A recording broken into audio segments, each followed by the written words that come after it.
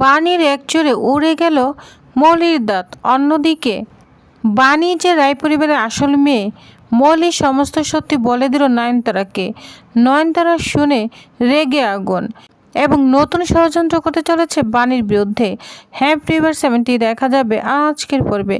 বিস্তারিত জানতে ভিডিওতে একটি লাইক দিয়ে সম্পূর্ণ ভিডিওটি দেখতে থাকুন। গল্পের শুরুতেই আমরা দেখতে পাবো বিদ্যুৎ সবার সামনে নাটকীয়ভাবে বলতে থাকে, আমার মেয়েটার ভালোবাসা তো এখন ভাগ হয়ে গেল। নতুন সন্তান আসার পর তানিয়ার কি হবে? ওর যদি কোনো অযত্ন হয় আমি কিন্তু কিছুতেই মেনে নিব না। কথাটা বলে সে এমন একটা ভাব নিল যেন পৃথিবীর সবচেয়ে দায়িত্ববান বাবা।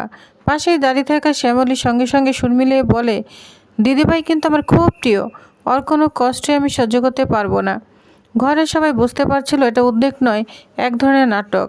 এরপর বিদ্যুৎ সরাসরি ঘোষণা করে বসে, আমার মনে হচ্ছে তানিয়ার কাস্টাডি আমাকে নিতে হবে। কথাটা শুনে বানিয়ার নিজেকে সামলাতে পারল না। সে রাগে বিদ্যুতের সামনে গিয়ে বলে, আর একবার কাস্টাডির কথা বলে তোমার জিভ টেনে ছিঁড়ে ফেলবো। তানিয়া শুধু আমার আর মিস্টার চ্যাটার্জির মেয়ে। কিন্তু বিদ্যুৎও থামে না। সে বলতে থাকে, একজন বাবার ভালোবাসাকে এভাবে অস্বীকার করা যায় না। আমার মেয়ের যদি কোনো ক্ষতি হয় আমি কিন্তু চুপ করে বসে থাকবো না।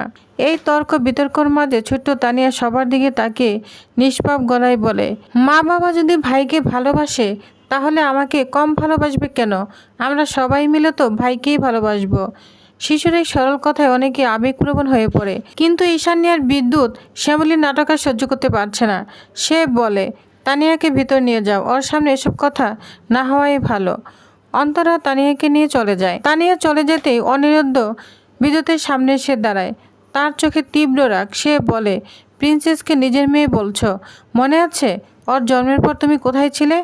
বিদ্যুৎ ঠোঁট বাঁকিয়ে হেসে বলে, এই কয়দিনই তুমি খুব বাবা হয়ে গিয়েছো দেখছি। ঠিক তখনই বাণী গর্জে ওঠে, বলছে, হ্যাঁ উনি বাবা হয়ে গিয়েছেন, কারণ যেটা তুমি কোনোদিনই হতে পারোনি। যা শুনে সবাই অবাক হয়ে তাকিয়ে থাকে। এরপর অনিরুদ্ধ একে একে অতীতের সমস্ত ঘটনা খুলে বলতে শুরু করে। যখন বাণী গর্ভবতী অবস্থায় এক রাস্তায় ঘুরছিল তখন তুমি কোথায় ছিলে? যখন ওর জীবনে তার সন্তান ঝুঁকির মধ্যে ছিল তখন তুমি কি করেছিলে? বিদ্যুৎ প্রথম হেসে দিতে চাইল। শুনে তো মনে হচ্ছে তুমি ঘটনাস্থলে উপস্থিত ছিলে। অনিরুদ্ধ তখন রাগান্বিত হয়ে বলে, হ্যাঁ আমি উপস্থিত ছিলাম।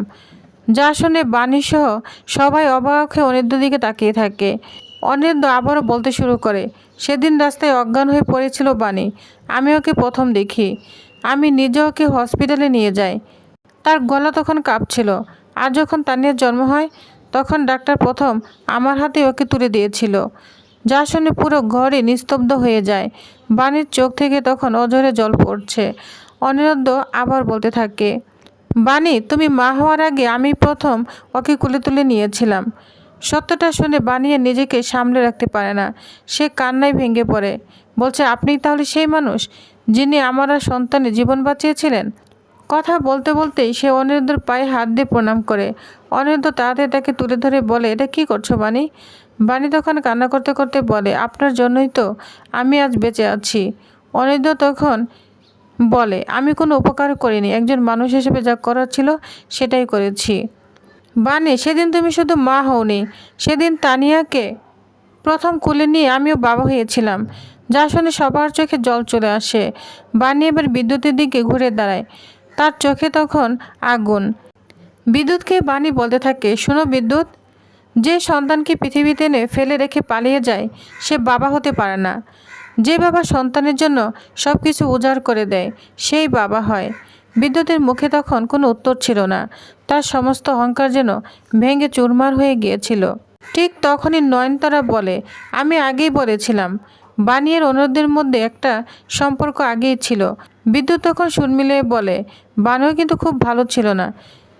এবার অনিরুদ্ধ আর থেমে থাকে না। অনিরুদ্ধ তখন বলে, যদি আমাদের আগে কখনো দেখা হয়ে থাকে তাহলে সেটা ভাগ্যের ইচ্ছায়। এরপর বাণী ঈশানের দিকে তাকিয়ে বহু বছরের পুরনো একটি ঘটনার কথা মনে করিয়ে দেয়। মা ত্রিপুরেশ্বরী মন্দিরে তাদের প্রথম দেখা। সেদিন ঈশান একটি ছোট্ট মেয়েকে আশীর্বাদ করেছিলেন। বলেছিলেন মেয়েটিকে তার খুব চেনা চেনা লাগছে। পরে আবার বহু বছর পর দেখা হওয়ার পর সে মেয়েটি অজান্তেই ঈশানীকে মা বলে রেখেছিল। আর সেই রহস্যের সমাধান হয়ে গেল। ঈশানী অবাক হয়ে তাকিয়ে থাকে, বলে তুমিই সেই মেয়ে? পরের মুহূর্তে সে বাণীকে জড়িয়ে ধরে কান্নায় ভেঙে পড়ে, বলছে আমি সব মনে করতে পারছি, তুমিই সেই মেয়ে। তোমার কারণেই আমরা অনিরুদ্ধকে আবার ফিরে পেয়েছি। বাণী তখন চোখের জল ধরে রাখতে পারে না। সে মুহূর্তে মনে হচ্ছিল এতদিনের সমস্ত ভুল বোঝাবুঝি, কষ্ট আর দূরত্ব যেন এক মুহূর্তেই মুছে যাচ্ছে। আর বিদ্যুৎ শুধু দাঁড়িয়ে দাঁড়িয়ে দেখছে, কারণ আজ প্রথমবার সে বুঝতে পেরেছে রক্তের সম্পর্ক হচ্ছে বড় ভালোবাসার সম্পর্ক। সাথী তখন বলতে থাকে ঈশ্বর ওকে আমাদের কাছে পাঠিয়েছিলেন। বাণী কিছু বলার আগে ঈশানী কাঁপা গলায় বলতে থাকে, হ্যাঁ, ঈশ্বর পাঠিয়েছিলেন। যেমন সেদিন বাণী আমাকে বাঁচিয়েছিল, ঠিক তেমনই আজ আবার আমাদের জীবনে ফিরে এসেছে। কিন্তু এই আবেগঘন মুহূর্তটা সহ্য হলো না নয়নতারা, বিদ্যুৎ এবং শ্যামলীর। তারা একে অপরের মুখের দিকে তাকিয়ে বিরক্ত গলায় বলতে থাকে, এখানে আসলে হচ্ছে কি, কেউ কিছু বুঝিয়ে বলবে? ঠিক তখনই মৌলি তাচ্ছিল্যের হাসি হেসে সামনে এগিয়ে এসে বলতে থাকে, আমি সব বুঝতে পারছি। এই মেয়েটা কেন আমার জীবনে এসেছে সেটা এখন আমার পরিষ্কার। সব কিছু কেড়ে নেওয়ার জন্য এসেছে। ঈশানী তখন সমস্ত কথা উপেক্ষা করে বাড়ির মাথায় হাত রেখে আশীর্বাদ করতে যাচ্ছিল। ঠিক তখনই নয়নতারা ছুটে এসে ঈশানীর হাত সরিয়ে দেয়, যা দেখে সবাই অবাক হয়ে যায়। নয়নতারা ঈশানীর কানে বিষ ঢালতে শুরু করে, বলছে আবারও ভুল করছো ঈশানী, ওদের পাতা ফাঁদে না তুমি পা দিও না। এই মেয়েটার জন্য কত অশান্তি হয়েছে ভুলে গিয়েছো? তারপর সবার সামনে চিৎকার করে বলে, ড্রাইভারের বউ হয়ে তুমি কাকে আশীর্বাদ করতে যাচ্ছ? একটা অবৈধ সন্তানের মাকে আশীর্বাদ করতে যাচ্ছ? যা শুনে অনিরুদ্ধ নিজের রাগ আর নিয়ন্ত্রণ রাখতে পারে না। সে গর্জে ওঠে, বলছে ঠাম্মি, মুখ সামলে কথা বলো। যা শুনে সারাঘর নিস্তব্ধ হয়ে যায়। এরপর সাথী সামনে এসে এমন কথা বলে যা সবাইকে চমকে দেয়। সে বলতে থাকে, তোমরা যেটাকে কাকতালীয় ভাবছ সেটা আসলে ঈশ্বরের পরিকল্পনা। বহু বছর আগে ঈশানীর মেয়ের সঙ্গে আমার ছেলের বিয়ের কথা হয়েছিল, আর দেখো ভাগ্য নিজেই সে সম্পর্ক তৈরি করে দিয়েছে। মলির সঙ্গে সঙ্গে ব্যঙ্গ করে বলে, কোথাকার বিয়ে? গাছতলায় সিঁদুর পরে দিলেই কি বিয়ে হয়ে যায়? সে তাকে আরও অপমান করতে থাকে, বলছে বাণী, তুমি তো মা হতে চলেছ, কিন্তু তোমাদের বিয়েটা কি সত্যি হয়েছে আদৌ? তা প্রমাণ কোথায়? বাণীর চোখে তখন আগুন, কিন্তু সে নিজেকে সামলে উত্তর দেয়, এই সিঁদুর আমার কাছে শুধু রং নয়, এটা আমার সম্মান, আমার সম্পর্ক, আমার বিশ্বাস। তারপর মলের দিকে তাকিয়ে বলে, তুমি এই সিঁদুরের মূল্য কী বুঝবে? কারণ তুমি নিজেই তো মিথ্যার উপর দাঁড়িয়ে আছো। মিথ্যে বিয়ের নাটক করে তুমি বিদ্যুতের সঙ্গে আছো। তাহলে তুমি কিভাবে সিঁদুরের মূল্য বুঝবে? কথাগুলো মলির অহংকার একদম আগুন ধরিয়ে দেয়। সে ঝড়ের বেগে বাণীর সামনে এসে দাঁড়ায়, তখন বলে, এই সিঁদুর না? এই সিঁদুর নিয়ে তোমার খুব গর্ব, তাই তো? এই সিঁদুর আমি নিজে হাতে তোমার কাজ মুছে দিব। এই বলে বাণীর মাথার দিকে হাত বাড়ালে বাণী তখন চিৎকার করে বলে, মলি থামো। কিন্তু মলি থামেনি। আর ঠিক তখনই ঘটে গেল সেই ঘটনা যা পুরো পরিবারকে স্তব্ধ করে দিল। বাণী মুহূর্তের মধ্যে মলির হাত চেপে ধরে এমন এক চড় মারল যার শব্দ গোটা বাড়িতে প্রতিধ্বনি হলো। মলি ছিটকে গিয়ে পাশের টেবিলের উপর পড়ল। কয়েক সেকেন্ডে কেউ বুঝতেই পারল না। তারপর দেখা গেল মলির সামনে দাঁত ভেঙে মেঝেতে পড়ে আছে, যা দেখে সবাই হতবাক। বিদ্যুৎ, শ্যামলী, নয়নতারা, কারো মুখে কোনো কথা নেই। মলি নিজের মুখে হাত দিয়ে চিৎকার শুরু করে দেয়। বাণী বলে চিৎকার করতে থাকে। বাণী তখন বলতে থাকে, আজ শুধু একটা দাঁত ভেঙেছি, কিন্তু আমার সিঁদুরকে যদি অপমান করো না, তাহলে তোমার 32টা দাঁত আমি ভেঙে দিব। কথাটা শুনে পুরো ঘর কেঁপে ওঠে। সবাই যেন বুঝতে পারে আর শান্তবাণী কতটা ভয়ঙ্কর হয়ে উঠেছে।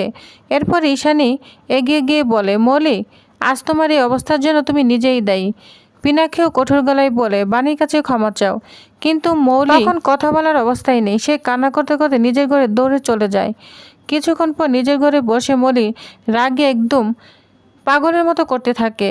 তার চোখে শুধু প্রতিশোধের আগুন। সে চিৎকার করে বলে, আজ আমাকে অপমান করেছে, এর বদলা আমি নিবই। বিদ্যুৎ তাকে শান্ত করার চেষ্টা করে, কিন্তু কথার মাঝে এমন একটি সত্য বেরিয়ে এলো যা সব কিছু বদলে দেয়। মলি বলে ফেলে, যদি সবাই জেনে যায় বাণী রাইবের আসল মেয়ে, তাহলে আমার সব শেষ। দরজার বাইরে দাঁড়িয়ে থাকা নয়নতারা পুরো কথাটাই শুনে ফেলে। সে ভিতর থেকে চিৎকার করে বলে, কি বললে আবার বলো? মলি আর লুকাতে পারে না, সত্যি সামনে চলে এসেছে। বাণী রাইবেরির প্রকৃত উত্তরাধিকারী। এরপর বিদ্যুৎ নিজের ফোন বের করে আসল ডিএনএ টেস্ট রিপোর্ট দেখায়। জানা গেল রিপোর্ট বদলে দিয়েছে এই বিদ্যুৎ। নোংরা খেলাটার পিছনে রয়েছে বিদ্যুৎ আর মৌলি।